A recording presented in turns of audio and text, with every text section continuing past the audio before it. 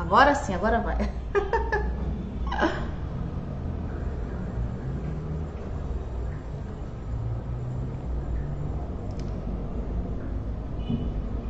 Agora estamos aqui no Facebook, na live. Vou entrevistar uma pessoa super especial hoje. Infelizmente, eu tentei de tudo para ver se eu conseguia transmitir ao mesmo tempo para o YouTube e também para o meu Instagram. Mas infelizmente deu um probleminha aqui na tecnologia e eu não consegui fazer essa transmissão simultânea. Mas eu ainda não está aqui no ar, mas eu já vou falar um pouquinho quem é a pessoa e já vou mostrar para vocês essa entrevistada, que é uma pessoa incrível, a Fernanda Messias. Ela foi coordenadora do Programa Brasileiro de Design em 2002 até 2012, mestre em Desenvolvimento Sustentável com o tema da relação entre sustentabilidade e economia criativa. Em 2018, coordenou um estudo sobre design no Distrito Federal e atualmente ela é doutoranda em Arquitetura e Urbanismo com o tema das cidades criativas e curadora do evento do segundo Mercado Território Criativo do Distrito Federal, que aconteceu nos dias 12, 13 e 14. E ela vai contar pra gente um pouco sobre o evento e o mercado curatorial de valorizar a prata da casa, ativando novas possibilidades para design, a fim de fortalecer os designers como atores políticos e econômicos do Distrito Federal. Então, com vocês, aí está a nossa querida Fernanda. Tudo bom, Fê? Oi, Paty, como é que estão as coisas? Oi, todo mundo. Tudo jóia. Estamos aqui, olha, já entraram umas pessoas aqui, ó. Renatinha Rodrigues, Juliana Fernoc, Laércio Teco, José Paulo Tófano, Paulo Trindade. Obrigada a vocês. Se puder compartilhar aí essa live, que a Fê tem um conteúdo maravilhoso para contar pra gente. Fala um pouquinho aí desse mercado, Fê. Então, esse mercado foi uma iniciativa do governo do Distrito Federal no ano passado. Na verdade, é um programa que chamava Território Criativo, que quem ganhou foi uma OSC aqui do Distrito Federal, chamada Instituto Bem Cultural. E durante 2 anos, salvo engano, desenvolveu uma série de ações de capacitação e ativação de setores criativos no Distrito Federal. E assumiram também essa OSC um espaço muito especial de Brasília, que chama o Espaço Cultural Renato Russo, que é um espaço, assim, foi o primeiro teatro da cidade, que foi inclusive invadido à época, em 1970, porque era um galpão de caminhões, que foi invadido pelos artistas que começaram a ocupá-lo com peças teatrais, espetáculos. E houve um tempo em que o governo quis derrubar para passar uma estrada e todos os artistas se mudaram para lá. Tem uma história interessantíssima, um espaço. Enfim, ele foi reaberto recentemente, está todo reformado, com acessibilidade, mas preserva a estrutura galpão, mas é um espaço ícone da cidade, que faz parte do afetivo material que nós temos aqui. E o mercado de território criativo, eu fui convidada para poder levar um pouco a discussão da cidade criativa, né? A Brasília recebeu o título, quer dizer, ingressou na rede de cidades criativas da Unesco em 2017, sobre o tema do design. Por essa minha passagem pelo design, eu sou arquiteta também, então juntou a cidade com o design, arquitetura e design, numa cidade que tem muito a oferecer na área cultural, uma diversidade enorme de Brasil. E a gente organizou um perfil de discussões. Olha, foram várias atividades no mercado que aconteceram, mas o mercado ele começa 2 meses antes, com a inscrição e a seleção de alguns empreendedores culturais do Distrito Federal, que nesse ano a gente abrangeu setorial multissetorial e multiterritorialmente, então abrangendo no máximo de espaço do DF e de diversidade também criativa. Eles passam por um treinamento, né, uma ativação que a gente chama de Design Thinking e depois de Branding. São empreendimentos com níveis diferentes de desenvolvimento, alguns mais preparados, notadamente os de audiovisual, e outros menos preparados, enfim, a depender muito do estágio que o empreendedor tiver. E eles depois compõem com a gente uma grande exposição, uma construção coletiva de exposição. Além da exposição, o mercado também ofereceu mentorias. Essa ideia de trazer a prata da casa foi poder mostrar, trouxemos alguns protagonistas no mercado que são pessoas criativos que já fazem a cidade. Então, um deles é o Napkin Talks, que tem um processo de mentorias em grupo.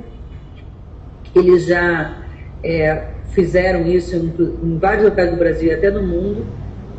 E também o Mentoria em Pílulas, que foi das experimentações de um desses empreendimentos que foram ativados, né? Era uma empresa de design que estava abrindo um coworking com essa ideia, então juntou vários outros que queriam dar mentorias, criamos o Mentorias em Pílulas e chamamos o Napkin Talks de Laboratório de Conexões. Trouxemos também dois nomes, aliás, vários nomes do design nacional, que nos brindaram, além da sua palestra motivacional, com pessoas do setor e potenciais parceiros.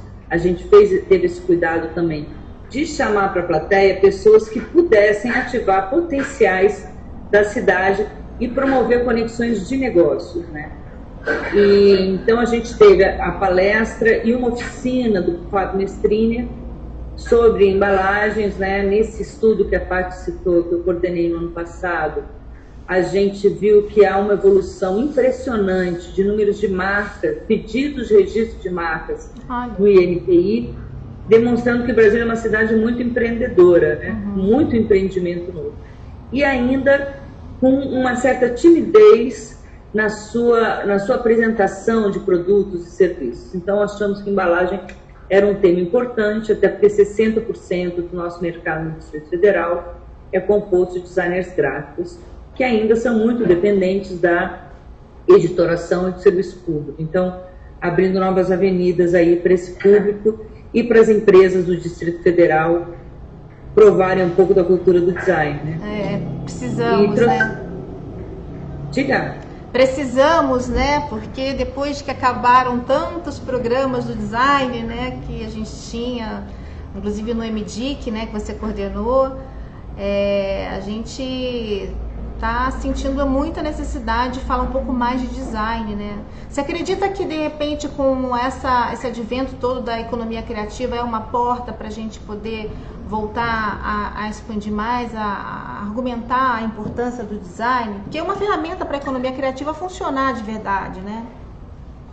É uma disciplina que está presente em todas as definições de economia criativa, está nessa interface, né, da inovação, tecnologia e cultura, que é exatamente o campo de ação da economia criativa. Então, a ideia era ativar. Hoje, no Distrito Federal, o cenário é muito parecido com o que eu entrei no Brasil quando eu assumi o PBD em 2002. Como assim, né? Haviam já vários talentos, mas ainda havia uma desorganização do setor. O setor ainda não se enxergava como um agente político e tal. E eu acho que uma das coisas que a gente acertou foi nisso, né? De ter conseguido, em alguma medida, que o setor se organizasse e hoje tenham atores políticos no design nacional que podem, apesar de ter acabado o PBD, apesar de ter mudado um tanto a política, ainda podem serem interlocutores do setor em busca de uma voz, ainda que a interlocução intra-governo tenha minguado, existe um ator político que pode, atores políticos, mais de um, que podem impulsionar essa pauta. E aqui no DF a gente precisa organizar mais isso também, fortalecer esse setor. Então foi muito o que a gente pensou, tentando criar um ecossistema com outros setores produtivos, né? Como o audiovisual, como o artesanato. O audiovisual aqui em Brasília é muito forte, é um setor que que realmente soube aproveitar as linhas de financiamento que o governo federal disponibilizou, que o próprio governo federal, e é de muita vanguarda também, trabalha com setores de ponta de audiovisual, né? Mas é um setor muito lutador também, né? Como todos os outros aqui, todos os outros da cultura e da economia criativa lutam muito para se manter no mercado, para se colocar no mercado, né? E aí uma outra oficina que houve nesse sentido foi da Ana Brum, sobre precificação de serviços criativos. Foi também, as duas oficinas foram total sucesso. Teve as discussões, teve apresentações de espetáculos, né? De música, de teatro, de circo. Teve muito movimentado, foi muito agradável. Trouxemos alguns instrumentos de indústria. Nesse momento, quase todos estão num momento de desmonte muito grande, né, de financiamento e tal, mas conseguimos um diálogo principalmente com o Sebrae e um início de paquera com o Banco do Brasil para operar linhas de financiamento não tradicionalmente captadas aqui no Distrito Federal, do BNDES, né. O BNDES tem uma linha, né, para design, né? Não é há muito tempo que tem essa linha, né? Não, tem várias que podem ser captadas para design, sabe, Paty? Eu fiz esse levantamento também, a gente fez no ano passado. Não sei se todas já ainda estão operando, essa verificação não fiz, né? Esse levantamento não é muito antigo, ele é de agosto, né? Entregamos esse trabalho ao IBIC, que esperamos, o que nos disseram que até o final de abril ia estar público. Então lá tem cerca de 50 linhas de financiamento nacionais e que podem ser usadas por todos os designers do Brasil. Mas também... Que ótimo, tem muita gente ainda que não sabe disso aí. Tem um caminho, né, para conseguir algum projeto. Agora, você sabe que aqui a gente fez em São Paulo Futuro na Cultura. Não sei se você chegou a acompanhar enquanto o período que eu estava como secretária adjunta. E uma das discussões lá na questão de audiovisual, o pessoal de VR, né, que faz vídeos, inclusive tem um grande produtor de audiovisual em VR, que é o Tadeu Jungle, que fez um vídeo maravilhoso sobre Mariana, todo em VR, que você consegue colocar aquele óculos e você olha tudo ali, como se você estivesse realmente ali no espaço mesmo de Mariana.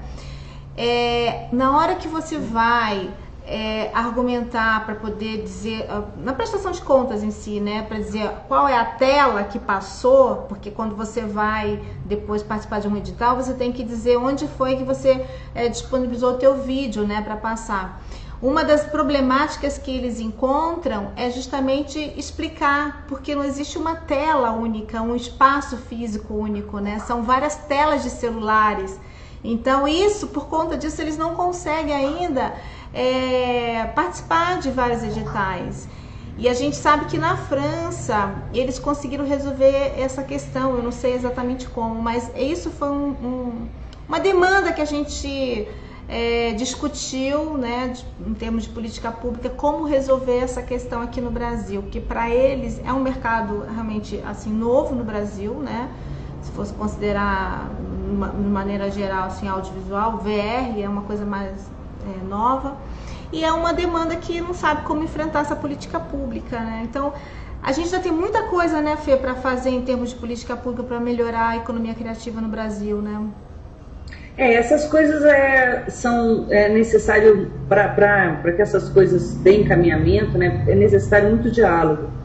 Tanto uma abertura do setor público de compreender esse mercado, né, de compreender esse novo modelo de empreendedorismo e tudo que impacta, porque como você falou, a gente está falando de uma economia imaterial, você não tem como provar fisicamente Muita coisa. O valor é justamente o conhecimento, a criatividade, o talento. Então, são valores que há toda uma adequação na sociedade, não só no governo, mas de toda a sociedade, de conseguir mensurar essas questões.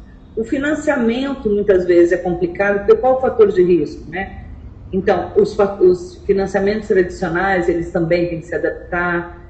Então, tem muita conversa, tem muita melhoria, um caminho grande aí, muito trabalho pela frente, espaço para todo mundo, eu costumo dizer, que tem muita coisa a ser alinhada, né? Muita coisa a ser adequada a esse mercado, né? Essa nova economia. E você, como arquiteta, na questão urbanística, o que você tem visto, assim, talvez lá fora, de mais interessante? Porque hoje a gente fala muito de experiências, né?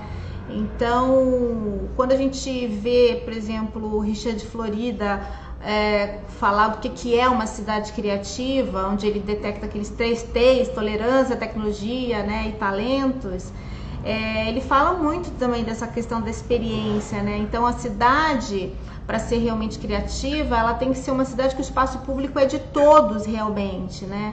Como que você vê isso como arquiteta? No Brasil, a gente ainda não tem muito essa coisa do espaço público ser de todos, né? Porque parece uma coisa assim, é público, parece que é de todos, mas eu não posso interagir com esse espaço, porque tem uma série de regras e leis que a gente não pode meio que interagir, né, nesse espaço. Sabe que Brasília está muito na frente, assim, o Distrito Federal como um todo, isso está bem assim, pulsante na cidade, né? O que se observa no mundo é que num modelo pós-industrial, né, praticamente as cidades cresceram dentro do modernismo, dentro da era moderna, a partir da industrialização, em grande medida, elas se adensaram, elas criaram bairros industriais e setores específicos para atender aquela indústria, inclusive alguns paradigmas, como do rodoviarismo, para vender carro da indústria e assim por diante. Então, hoje a gente tem uma cidade, vivemos todos em cidades, quem vive em cidades, principalmente as grandes cidades, que cumpriram uma cartilha dos últimos 100 anos, que hoje parece mostrar que tem vários ajustes a serem feitos. Então, tem muito a ser pensado na cidade, né? Dentro de uma era pós-moderna, né? Vamos considerar que ainda hoje se formam arquitetos e urbanistas, mas na verdade, os formam em modernismo, né? Menos em arquitetura e urbanismo. Então, o urbanismo, especialmente, ele é muito modernista. Então, existe aí um desafio para a academia e para todos os pensadores da cidade, de repensarem uma cidade dentro dessa nova lógica, dessa nova economia que a gente está falando, que com menos necessidades materiais, as infraestruturas podem ser mais leves, uma série de questões podem se tornar mais leves, para que a cidade não seja tão pesada mesmo, né? tão difícil para os cidadãos. Uma cidade possível. Né, a ocupação das cidades criativas no mundo, né, se observa a partir da década de 80, que é quando começam os grandes conglomerados industriais a fecharem.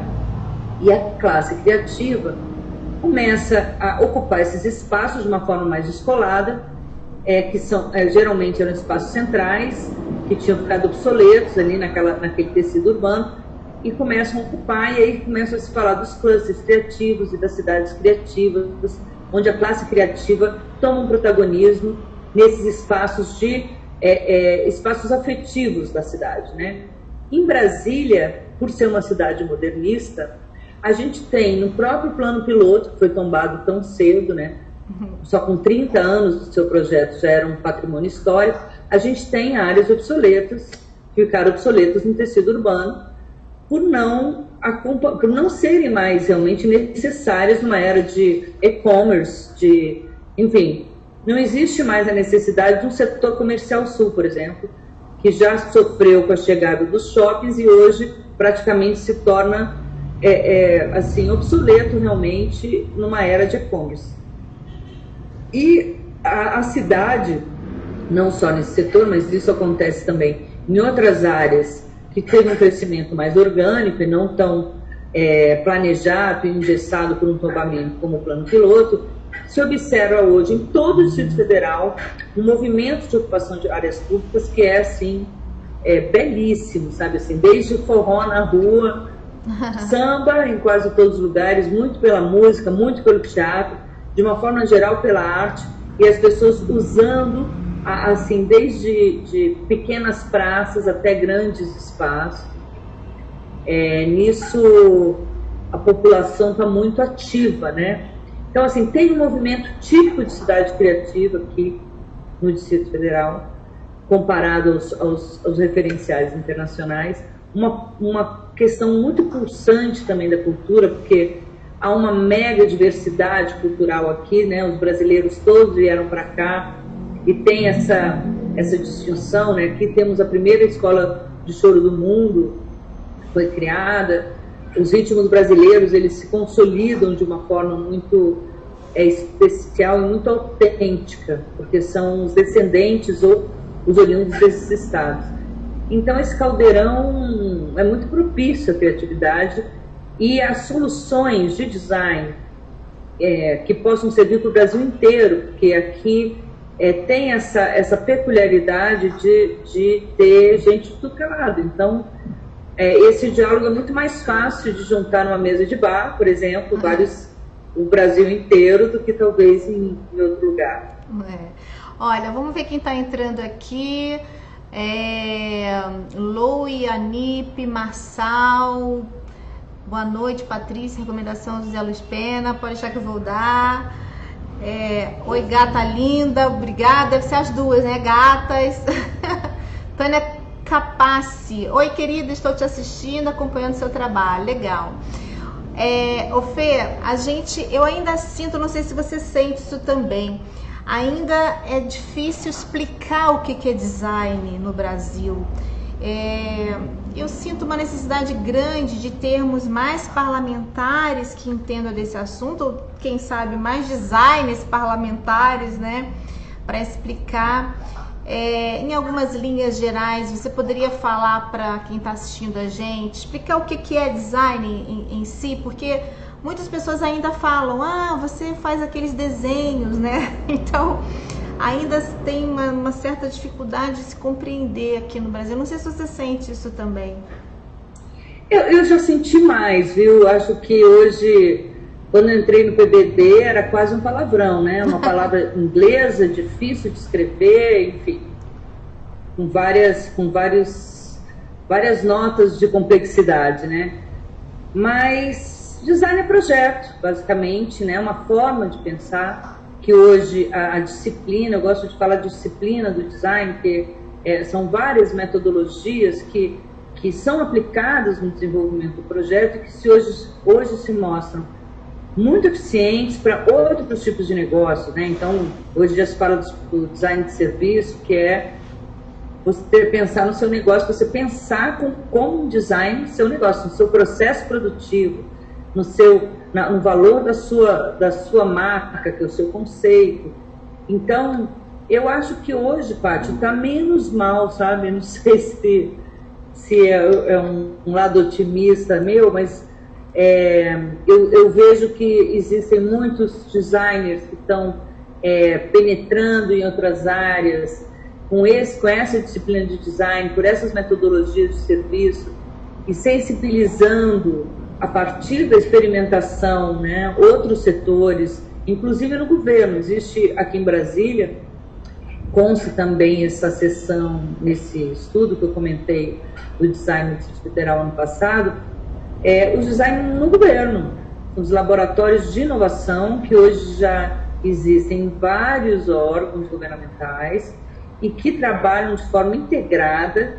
Eles têm uma rede desses laboratórios e têm auxiliado sobremaneira decisões de Estado, decisões de órgãos de Estado. Bacana. E que, através da disciplina do design, aplicadas de diferentes técnicas, né? Que legal.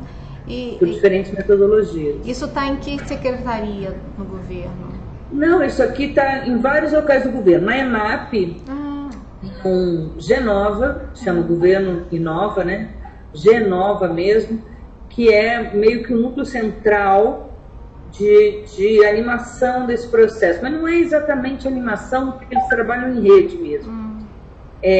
O TCU tem um laboratório de inovação, o Banco do Brasil, os Correios, enfim, são vários órgãos governamentais que hoje já têm o seu laboratório de inovação e que aprendem uns com os outros, promovem capacitação aqui e ali, todos se reúnem, estão sempre conversando, e coisas assim, resultados muito impressionantes que eu tive a oportunidade de ter notícia, né, e até de participar por algum tempo lá na ENAP, que eu acho que o Brasil precisa conhecer. Bacana. Precisa...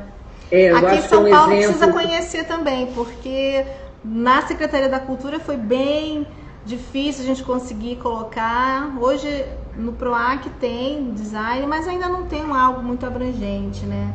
Tem um recorte mais gráfico, mas ainda precisava ampliar um pouquinho mais. Mas laboratórios dessa forma, fazer pesquisas, eu aqui não conheço nenhum ainda que a gente possa falar, olha, tá um programa realmente bacana. Não tem ainda não. Aqui a gente precisa aprender um pouquinho mais sobre design. A gente não consegue caminhar muito ainda, né, nessa área aqui. Tem a semana do design, né, mas ainda também é uma coisa mais privada, porque acho que começou pela Veja, se eu não me engano, acho que a Summit depois continuou fazendo, mas do governo mesmo, investindo em design, ainda não tem, não. Brasília está muito mais avançado que a gente. Por isso vocês ganharam na Unesco, né? A gente nem concorreu. Mas eu acho que isso aí foi iniciativas de servidores, sabe? Servidores de carreira, que começaram a perceber que algo precisava ser feito diferente, né? Decisões de governo e situações de órgãos públicos serem pensadas de forma diferente. Curiosamente, isso acaba influenciando em toda a instituição, porque, primeiro que acabam sensibilizando os CIOs, enfim, as pessoas necessárias dentro da instituição, porque os problemas delas, os projetos delas podem ser encaminhados ou prototipados muito mais rapidamente e testados para ver se dá certo a partir das disciplinas dessas metodologias de design. E com isso começa a sensibilizar toda uma rede de servidores, toda uma rede de pessoas que percebem outros potenciais, então do design gráfico, mas entra pela operação mesmo, sabe? E é algo que eu quis dar à luz, porque eu acho que pode ser um aprendizado que pode ser espalhado por todo o país, né? Todos os órgãos. É verdade. Você continua achando, você sabe que a gente lutou muito pela regulamentação, né? E ainda não temos no Brasil. Continua achando importante? A regulamentação das profissões, elas são importantes desde que elas venham, de uma forma geral, não só do design, né? Desde que elas venham com responsabilidades, né? Porque se você pensar numa área de criatividade, né? Como é difícil a gente reservar mercado. Sim. Não é? Porque às vezes uma pessoa é extremamente criativa, conheço alguns designers que não têm um nível superior, por exemplo, no Brasil, e se estabeleceram no mercado, né?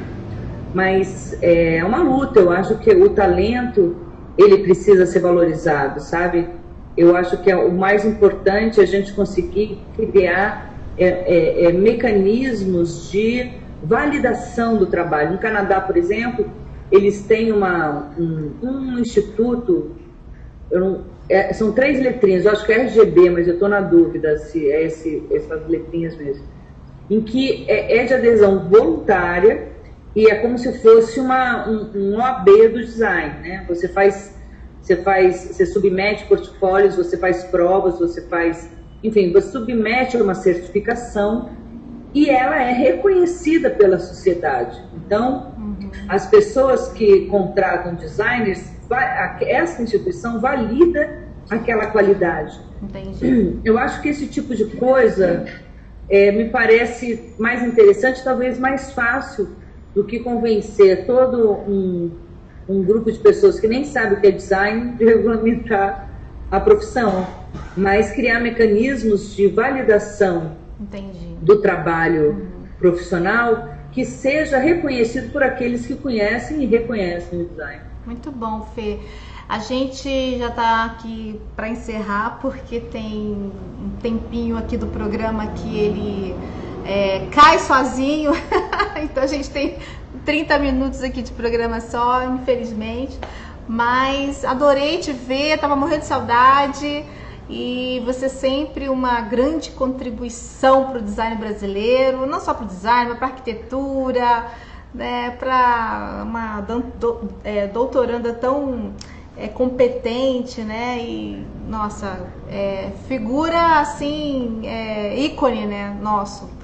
E acho que a gente... Imagina, muito obrigada. Você é incrível. É um prazer falar contigo sempre, Paty. E aí a gente ficou muito satisfeito de ter aceito esse convite, e a gente ainda vai marcar outras conversas aqui para falar um pouquinho mais sobre esse assunto, porque tem muita coisa ainda, né, para contar, e um pouco mais também da tua história e das coisas que você faz. E acho que isso só contribui mais ainda para essa galera nova que está começando agora a estudar design, compreender o que é economia criativa, né? A gente já está ficando aí num hall aí da longevidade daqui a pouco. As heroínas do design que até hoje não conseguiram regulamentar a profissão. Mas obrigada pela tua contribuição. E vou encerrar aqui porque a gente tem um tempo limite aqui, senão daqui a pouco ele cai sozinho. Então, para dar tchau para todo mundo.